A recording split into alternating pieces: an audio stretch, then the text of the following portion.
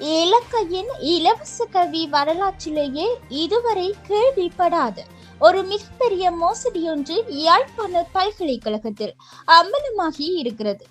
பல ஆயிரம் மாணவர்கள் பகலிரவாக கண் விழித்து படித்து நூலிலையில் தவறி போகும் மருத்துவ கல்வி வாய்ப்பை உயர்தரத்தில் வரும் சாதாரண சித்தி பெற்ற ஒரு மாணவி திருட்டுத்தனமாக தூய்த்து வந்திருக்கிறார்.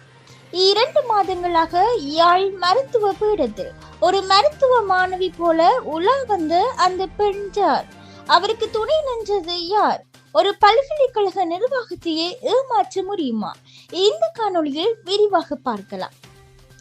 கடந்த நவம்பர் மாதம் 10ஆம் தேதி யாழ் மருத்துவ பீடத்திற்கு புதிய மாணவர்கள் இணைக்கப்பட்டனர். அந்த அணியோடு இணைந்துதான் கண்டியை சேர்ந்த இந்த பெரும்பான்மையின மாணவியும் தனது கற்பனை மருத்துவ படிப்பை தொடங்கியிருக்கிறார்.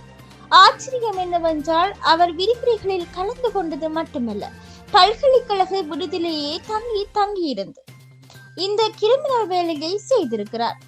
இந்த திருட்டு 2 மாதங்களுக்கு பிறகு கடந்த வாரம் நடந்த ஒரு செய்முறை பரீட்சையின் போதுதான் வெளிச்சத்திற்கு வந்திருக்கிறது. மாணவர்களின் ஆவணங்களை சரிபார்த்த பேராசிரியர்களுக்கு பெரும் அதிர்ச்சி. அந்த பெண்ணின் பெயர் பல்கலைக்கழக பட்டியலிலேயே இல்லை.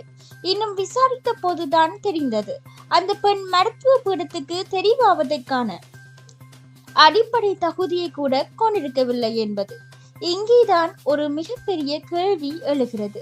தமிழ் தெரியாத கண்டியை சேர்ந்த ஒரு மாணவிக்கு யாழ்ப்பாண பல்கலைக்கழகத்தின் உள்ளக நடைமுறைகள், விடுதி பதிவேடுகள், மாணவர் வரவு பட்டியல் ஆகியவற்றில் உள்ள ஓட்டைகள் எப்படி தெரியும்? இது தனித்து ஒரு மாணவியால் செய்யப்பட்ட காரியம் என்று சொன்னால் அதை ஒரு சிறு குழந்தை கூட நம்பாது. பல்கலைக்கழக நிர்வாகத்தின் உள்ளேயே ஒரு கருப்பு காடு அல்லது ஒரு கும்பல் இவருக்கு சாதகமாக செயற்பட்டிருக்க வேண்டும்.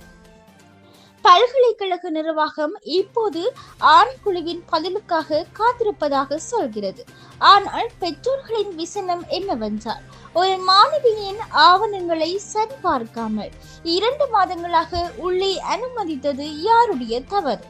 இந்த பெண் வரும் பனிப்பாறையின் நுனி மட்டும்தானா?